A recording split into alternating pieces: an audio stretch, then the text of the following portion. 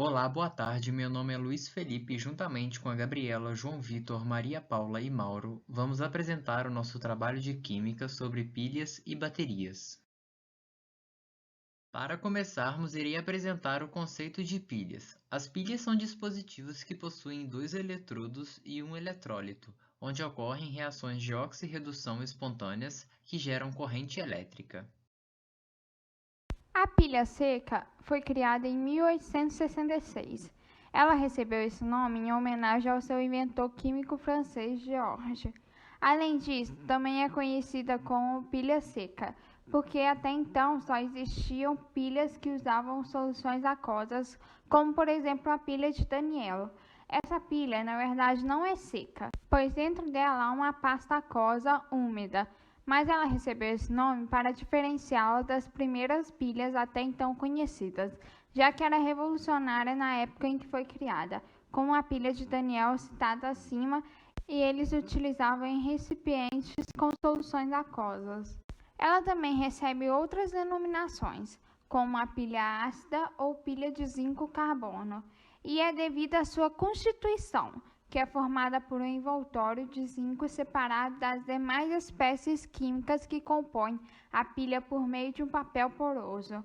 E o nome ácido vem por conta de que o cloreto de amônio e cloreto de zinco são sais de caráter ácido. O zinco corresponde ao polo negativo da pilha, conhecido como ánodo, pois ele se oxida, perdendo 2 elétrons, como podemos ver na fórmula zinco no estado sólido, que forma o zinco 2 aquoso, mais 2 elétrons. A oxidação que ocorre é no zinco que fica no envoltório da pilha. Também possui o polo positivo cátodo, que é uma barra de grafita instalada no meio da pilha envolvida por dióxido de manganês, carvão em pó e por uma pasta úmida contendo cloreto de amônio, cloreto de zinco e água. A barra conduz os elétrons perdidos pelo zinco até o manganês, ocorrendo a redução do manganês de NO mais 4 para NO mais 3 presente na pasta úmida, que fica na parte interna da pilha, como vemos na fórmula: 2 dióxido de manganês aquoso, mais 2 amônio mais 1 aquoso, mais 2 elétrons que formam 1 óxido de manganês no estado sólido, mais 2 amoníaco gasoso, mais 1 mol de água no estado líquido. A pasta úmida faz o papel de ponto salina, permitindo a migração dos ânions e hidroxila da grafita para o zinco. A reação global é dada por zinco no estado sólido, mais 2 dióxido de manganês aquoso, mais 2 amônio mais 1 aquoso, que forma zinco mais 2 aquoso, mais um óxido de manganês no sólido, mais 2 amoníaco gasoso. Por esse motivo, as pilhas não são recarregáveis, uma vez que todo o dióxido de manganês é convertido em óxido de manganês 3. Logo, quando a pilha para de funcionar, ela deve ser descartada. A diferença de potencial dessas pilhas é de 1,5 V.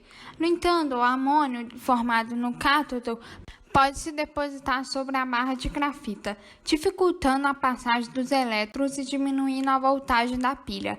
Para voltar ao funcionamento normal, basta deixar a pilha em repouso fora do aparelho, pois o cátion zinco formado no anodo reage com o amônio, deixando a barra de grafita livre. Além disso, colocar a pilha na geladeira também pode ajudar, pois a diminuição da temperatura favorece a solubilidade do amônio na pasta úmida da pilha. Outro fator importante a respeito das pilhas secas que devemos considerar é que o envoltório de zinco pode ser corroído e com isso pode vazar o material corrosivo e danificar o aparelho. Assim, o melhor a fazer é não deixar as pilhas dentro de aparelhos que não são continuamente usados, e elas são indicadas para equipamentos que requerem descargas leves e contínuas, como controle remoto, relógio de parede, rádio portátil e brinquedos, e entre outros. A pilha alcalina foi criada pelo cientista Valdemar em 1899, só que a produção comercial começou apenas em 1949. Até 1989, a típica pilha alcalina continha mais de 1% de mercúrio. Já em 1990, pelo menos 3 grandes fabricantes de pilhas domésticas começaram a fabricar e vender pilhas alcalinas contendo menos de 0,025% de mercúrio. Em 1993, os maiores fabricantes europeus, americanos e japoneses eliminaram todo o mercúrio de suas pilhas e assim passaram a não prejudicar o meio ambiente e a saúde. As pilhas alcalinas são um tipo de pilha com uma base de funcionamento muito parecida com a pilha seca. A diferença consiste no fato de a pilha seca ser ácida em razão da hidrólise do cloreto de amônio. Este sal é produzido de uma reação entre uma base fraca e um ácido forte. Por isso, quando ele sofre hidrólise, o meio fica ácido. Já na pilha alcalina, esse composto é substituído por uma substância básica, como hidróxido de potássio ou hidróxido de sódio. Nesse caso, a reação global e as semi-reações que garantem o funcionamento dessa pilha são: anodo, que é o zinco mais 2 hidróxido, que forma o óxido de zinco mais água mais 2 elétrons. O cátodo, que é 2 dióxido de manganês mais água mais 2 elétrons, que forma o óxido de manganês 3 mais 2 hidróxido. E a reação global, que é o zinco mais 2 dióxido de manganês, que forma o óxido de zinco mais óxido de manganês 3. Apesar de a pilha seca e a alcalina serem ambas compostas de dióxido de manganês e zinco, o processo de fabricação é diferenciado. Na pilha seca, a mistura eletrolítica é de cloreto de amônio, que é um sal ácido, e o zinco é o envoltório do mecanismo. Já na alcalina, o zinco ocupa o centro da pilha. Além disso, existem outras diferenças entre a pilha alcalina e seca. Primeiramente, a composição. Na alcalina é composta por uma mistura eletrolítica, pasta básica de hidróxido de sódio. Já a seca contém cloreto de amônio. Já na aplicação, a alcalina é apropriada para equipamentos que requerem descargas de energia rápidas e fortes, como brinquedos, câmeras fotográficas digitais, etc. Já a seca produz correntes pequenas em serviço contínuo, apropriada para rádios, telefones, campainhas, lanternas, etc. Na durabilidade, as alcalinas duram cerca de 5 vezes mais que as secas. O hidróxido de sódio possui uma maior condutividade elétrica e, consequentemente, transporta energia mais rapidamente que o cloreto de amônio, e esta reação rápida em pilhas alcalinas proporciona maior vida útil aos seus constituintes. Por serem feitas a partir de bases, elas possuem diferença de potencial de 1,5 V e não são recarregáveis. O uso dessa pilha se torna melhor e mais seguro por outro motivo. O eletrólito alcalino impede que ocorram reações quando a pilha não está em uso. Já na pilha seca, se ela estiver armazenada dentro do aparelho elétrico, acontecerão reações que provocam a corrosão e o vazamento do material em seu interior, visto que a pilha possui metais pesados e tóxicos. Esse fato constitui um grande perigo à saúde. Desse modo, o que diferencia basicamente uma pilha alcalina é o fato de possuir uma base como seu eletrólito. Por isso, a pilha alcalina pode ser feita de ferro-níquel, ou prata-zinco, ou mercúrio-zinco, ou zinco-manganês, ou níquel-cádmio. Olá, boa tarde. Eu vou falar um pouco sobre a pilha de mercúrio. Estamos rodeados de equipamentos que, para funcionarem, precisam de pilhas ou baterias. No entanto, vários desses aparelhos portáteis estão ficando cada vez menores e, com isso, surge a grande necessidade de pilhas em miniatura. Um exemplo desse tipo de pilha é a de mercúrio, ou também denominada pilha de mercúrio-zinco. Toda pilha é formada por 2 elétrodos, o ânodo, polo negativo, e o cátodo, polo positivo, e por um eletrolito. No caso da pilha de mercúrio, o ânodo é formado por uma cápsula de zinco metálico, Zn, sólido, e o cátodo por óxido de mercúrio 2, óxido de mercúrio sólido. Tanto o tanto o zinco quanto o óxido de mercúrio estão transformados em pó e compactados para que a pilha fique o menor possível. O eletrólito é feito de uma solução de hidróxido de potássio saturada. As pilhas de mercúrio são utilizadas em relógios digitais, relógios de pulsos, máquinas fotográficas, calculadoras, agendas eletrônicas, aparelhos auditivos e outros aparelhos elétricos portáteis, que exigem um trabalho eficiente e durabilidade. O zinco se oxida, doando seus elétrons para o óxido de mercúrio, de acordo com as semi-reações do anodo e do cátodo, e conforme a reação global a seguir, que tem como reagentes o óxido de mercúrio sólido mais o zinco sólido, gerando os produtos óxido de zinco sólido e o mercúrio líquido. O descarte incorreto dessas pilhas podem gerar sérios danos ao meio ambiente, pois possuem mercúrio, que é um metal pesado, podendo assim contaminar águas, o solo, até chegar aos seres humanos e os animais, podendo causar problemas na pele, rins e outros órgãos.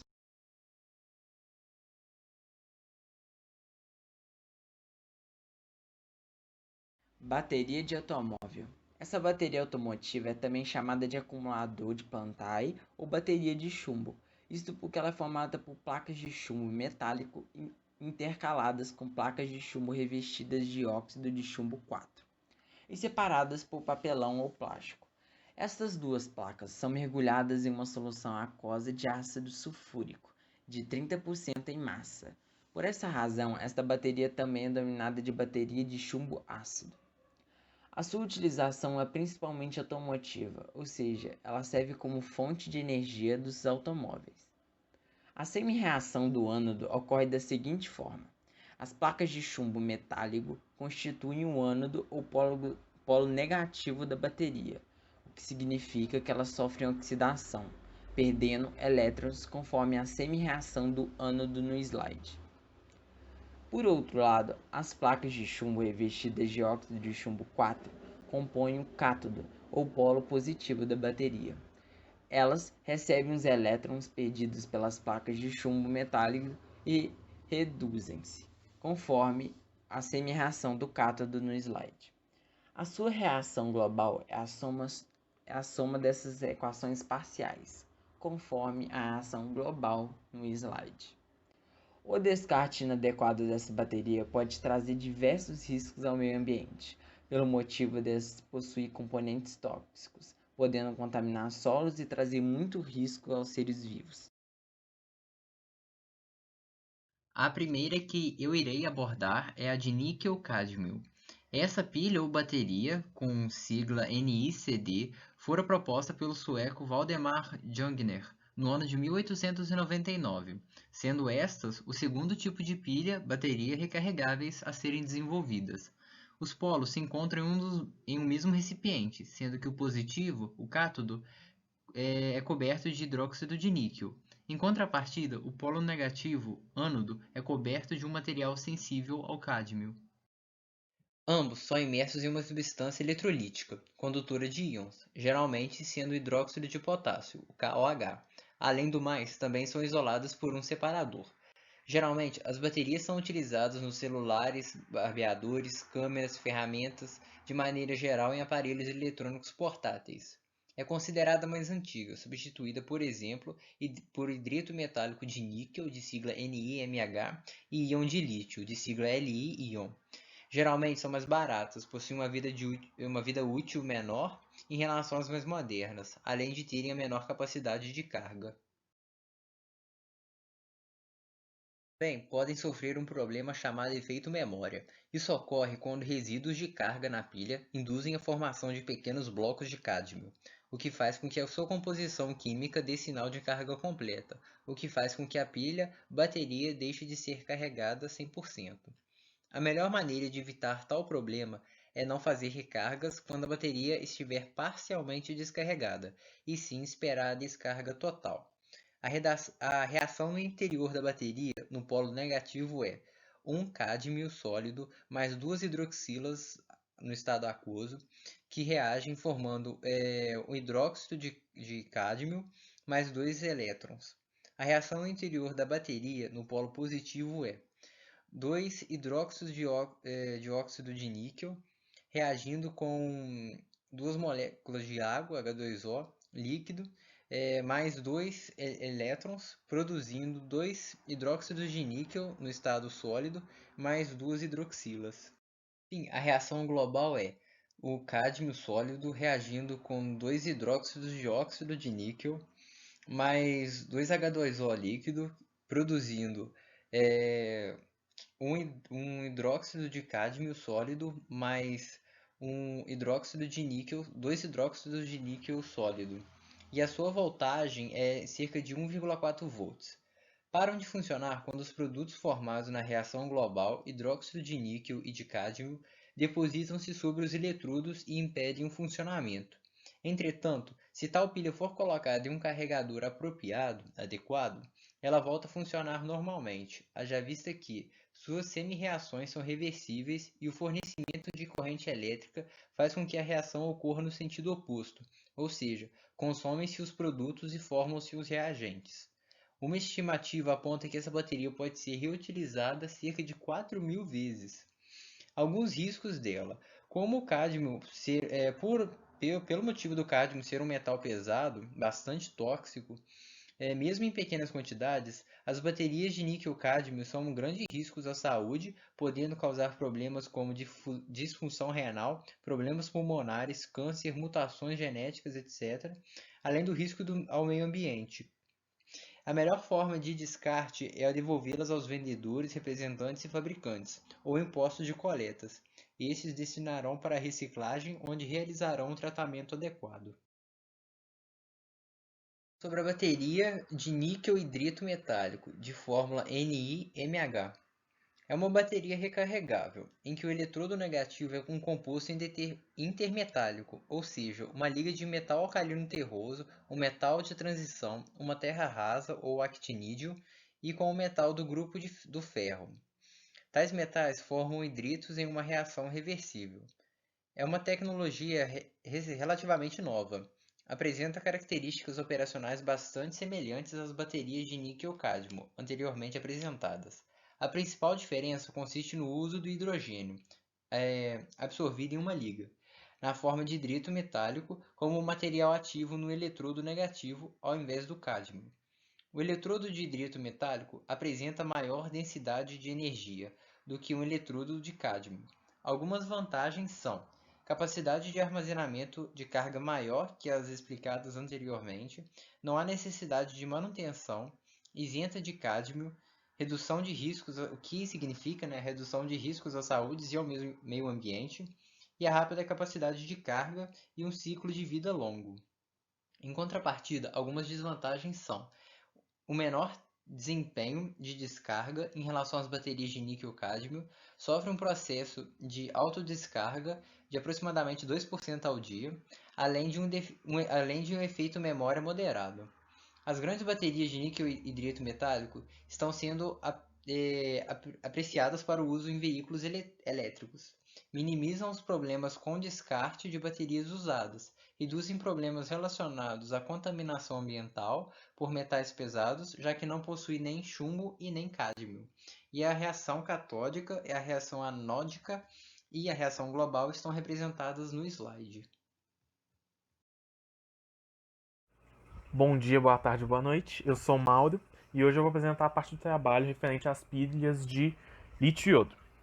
Esse tipo de pilha ele é bastante leve, podendo pesar em torno de só 25 gramas. A principal aplicação que ela é destinada são aos marcapassos médicos.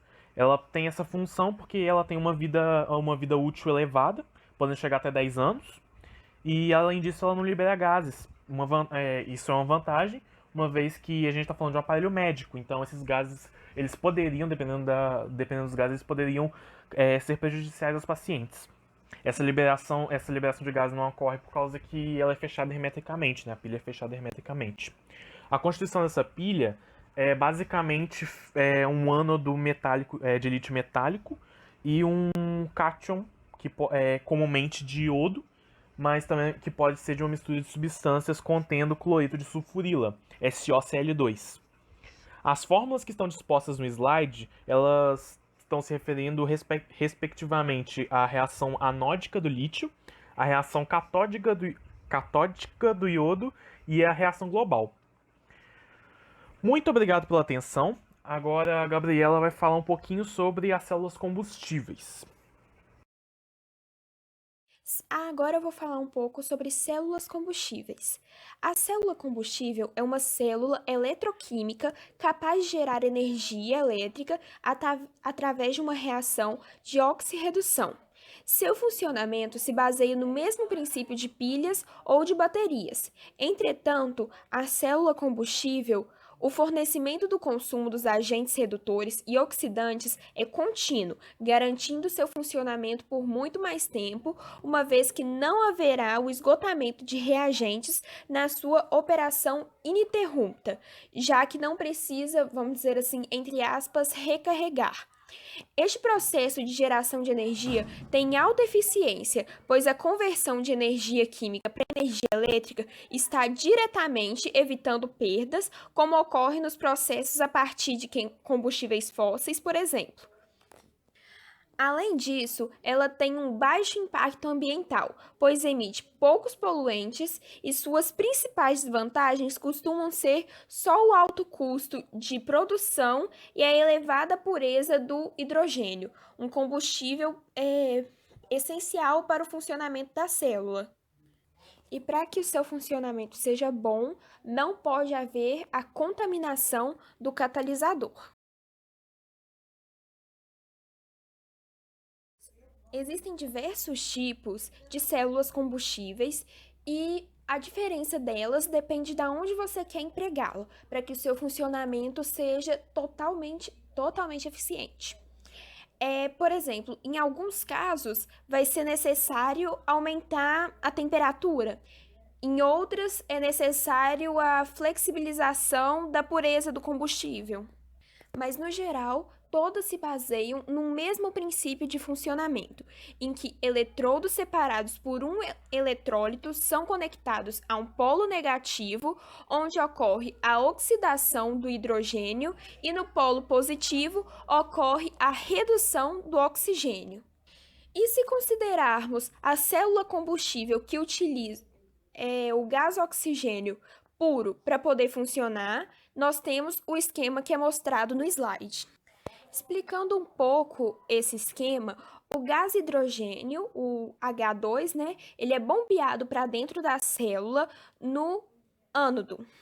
E depois de atravessá-lo, o hidrogênio passa pelo eletrólito para se desenvolver, formando o H+, e liberando elétrons. Então, os elétrons são conduzidos até o cátodo do círculo externo, onde, com o auxílio de um catalisador, reduz o oxigênio e, assim, as reações ocorrem. As reações estão mostradas também no slide. A diferença entre os tipos de células e de eletrólitos selecionados pode variar de acordo com o combustível utilizado, que pode ser ou o gás hidrogênio puro, até compostos que são ricos em hidrogênio, como o hidrocarboneto. Porém, para classificar essas células combustíveis, é feita com base na tabela abaixo. No geral, utiliza-se mais de uma célula no conjunto de pilhas combustíveis para se produzir correntes e cargas elétricas de acordo com o que realmente se deseja aplicar. Bom, essa foi a nossa apresentação. Espero que todos tenham gostado. Obrigado pela atenção e caso haja alguma dúvida, estamos à disposição.